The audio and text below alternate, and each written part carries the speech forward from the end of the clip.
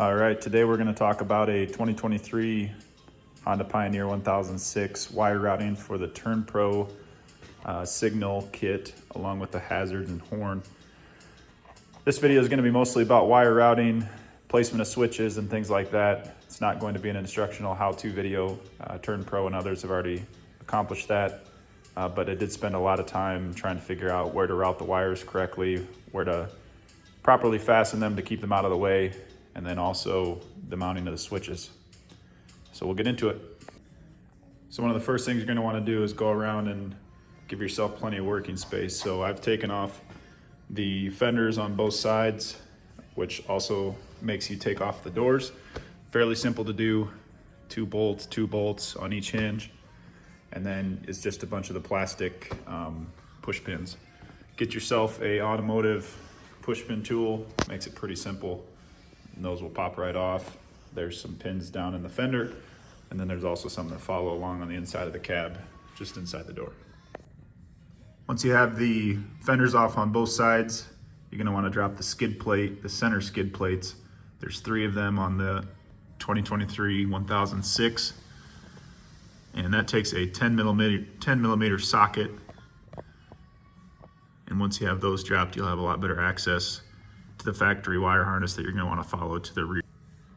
Now, if you're following the instructions on TurnPro's website for the 2022 plus models, one of the first steps you do is run the rear harness wire from the front to the back. And it states to do so, you should start in the front wheel well. That's fairly generic. I chose to start mine right here at the top of the wheel well. That was the easiest access point for me. And if you run a 3 to 4 foot wire directly down, you can usually see that poke through on the bottom side once you have your skid plate dropped out, and that will follow the factory harness. Did talk to the TurnPro team because my length did end up being a little bit short once I got all the way to the back, and they said that they started a little bit lower. There's actually an access panel inside the cab right underneath the 12-volt plug. So once you have that harness ran from the top of the wheel well down to the lower part, again, using a solid wire will definitely help you fish that through there. About 3 to 4 foot long. Just tape the end of that wire off to the fish wire, and you should be able to pull it right through. Definitely helps to have another set of hands when you're doing that as well, just to help guide the wire up top. You can see the wire harness, TurnPro harness, coming down from the top there, really following the side of the air intake tube. And this is just behind the passenger side front wheel. So once that wire comes down there, you'll see the factory harness is right there. And you can see I have the TurnPro harness zip tied to it. You're just gonna follow that clear to the back now.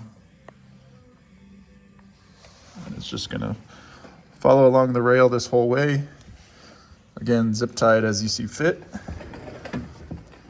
This goes clear to the back of the cab, right at the back seats.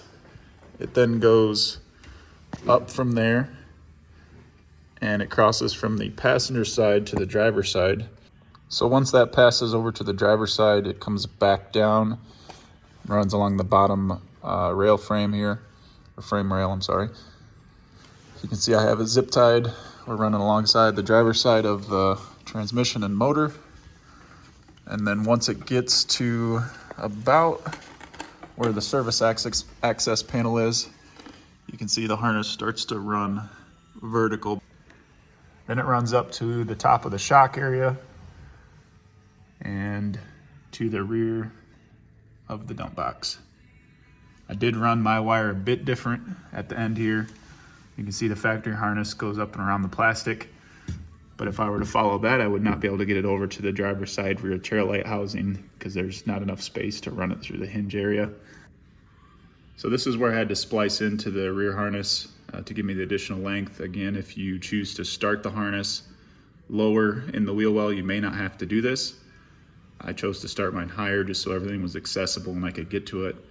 But I did have to splice in about 1.5 foot worth of 14 gauge wire. Happened to have green, white, and yellow sitting around, so I spliced that there. That's what's behind that electrical tape, and I did heat shrink it as well. And then it just follows the harness back to the rear tail light. I did leave the TurnPro connector ends on that end so that it was still plug and play Once you get your rear harness wire into your factory rear tail light housing, TurnPro has a pretty good video out there for 2022 plus wiring inside the actual housing itself. It's all very explanatory and they do a great job. I'll link that below as well. Then you're gonna have to run your wire for your other tail light, usually your right rear. And I just followed the factory harness, which is just underneath the dump box lip here. You can see the green and white harness running across. Fairly simple to run. Again, once you get over to the other side, you'll just go right up in the factory housing and it's plug and play on that side as well. Okay, we're back up to the front. We have the rear harness ran and both taillights are hooked up. Now what we're gonna do is we're gonna hook the dash harness up to the rear harness. Again, the directions on TurnPro's site are pretty good at explaining what goes to what in terms of connectors. All of my connectors are tucked back in here into the top of the wheel well. There's quite a bit of open space. You can actually see that around the passenger side here. I have them tucked away pretty nicely and there's plenty of space to store them there. I did want everything out of the way as best as possible because I do plan to add accessory wires and things that'll go to this fuse box. So the next thing I chose to run were the wires over to the switches. Those are following the yellow wires you see here in the back. I kept everything tucked behind that factory harness and zip tied to it. I chose to run those to the driver's side and they are mounted just on the driver's side of the steering wheel. Both the turn signal and the hazard and horn switches are mounted there. And it made it very easy to install the wiring by doing it right through the fender here on the driver's side. So you can see the wires going into the switches there. You can pop that cup holder out, gives even more space. Fairly simple, there's just some tabs there. You can see the ridges. Just pinch in on those and it just pops right out into the cab and you have full access right to your switches on the back side if you need it. Those two low voltage wires, the two yellow wires here, those are coming back from the switches. They're pre-wired into there with the TurnPro kit. Those need to be connected to a key-on power accessory. I had already ran a accessory fuse block that is connected to key-on power. That's what this relay back here does for me. So whenever the key's turned on, the fuse block is powered up. And as you can see, I spliced both wires together into one because they are pretty low amperage.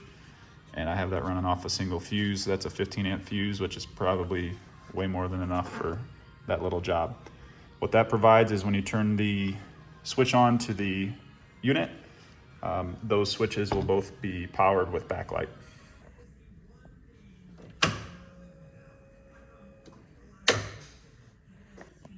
The other portion of the dash harness goes to your TurnPro relay. As you can see on the passenger side wheel well, I have the relay just zip tied to one of the cross members. Coming back to the dash harness, we have the connection for the horn. The horn follows the same wire routing as the switches did, going from the passenger side where the main harnesses are over to the driver's side. And as I mentioned before, the switch is right next to the blinker switch. For mounting the horn, I chose to mount it on this side as well. With the harnesses on the other wheel well, the driver's side wheel well had ample space. What I did to mount it was just took a self-tapper and a right angle drill and just self-tapped the mount that comes for it with TurnPro right to the frame. It's good and solid. I did wrap some electrical tape around the mounting bracket just to hopefully cut down on any vibration noise that might come from it. All the wiring is then harnessed around it and zip tied off to the frame. So next from the dash harness would be the front blinkers. So for those, both of these routings are very similar. For the passenger side, again coming through the passenger side wheel well, you can see the wire lead running down to the front of the vehicle. And you can see it coming down to the front of the blinkers. For the blinker configuration itself, the instructions have them running across the bottom. I'm still unsure whether I'll put an additional brush guard on this or not. It appeared that at least the Honda brush guard, if I were to add factory brush guard, would at least clear these two blinkers and still allow them to be visible. That was my biggest concern, is if I put them on the bottom here and then added the brush guard, it looked like most of that area is going to be blocked from visibility. Final wire connection is your primary power. I chose to run those directly to my primary battery, which is just a matter of undoing the factory cable connections. And you can see I have the power wire ran to the positive side, and then the negative wire ran to the negative side. And the last thing we're going to do is just check out a few tools that are necessary. Again, 14 gauge wire may not be necessary, it just depends on how you choose to run your rear harness. Did work for me. Phillips screwdriver to take out those rear tail lights. This trim tool I've already found in my short time owning a Pioneer. If you're going to do any work on those, definitely get yourself a good one of these. That helps taking out the plastics. The 3/4 inch spade bit worked really well for drilling the holes for the blinker lights. If you have the sequential LEDs that tape on, you won't have to do that. Good pair of wire strippers, crimpers, only if you extend your wire harness. Butt connectors. I did end up needing one of these. I may have just missed it in the kit, but to connect the switch on power coming off the switches into my fuse block, I did need these. They may have very well have supplied one and I just missed it in the kit. Just some shrink wrap, typical wiring stuff, and then a 10mm impact socket for taking off the skid plates and the doors. This thing has also been handy. It's just a DeWalt, Milwaukee makes one too, 90-degree conversion for a standard drill. It worked great for putting in that self-tapper on the horn. Well, that finishes off our install. Hopefully you guys find some value in this video. Again, if you want further instructions, detailed step-by-step, please check out TurnPro's website. That's what I did when I was installing this kit. Also, they have a YouTube video specific for the plug and play of the rear lights. It was definitely helpful. Again, if you guys found value in this, hit like, subscribe, look us up on Honda Side by Side. That community over there has been great as I've gotten into owning a Honda Pioneer.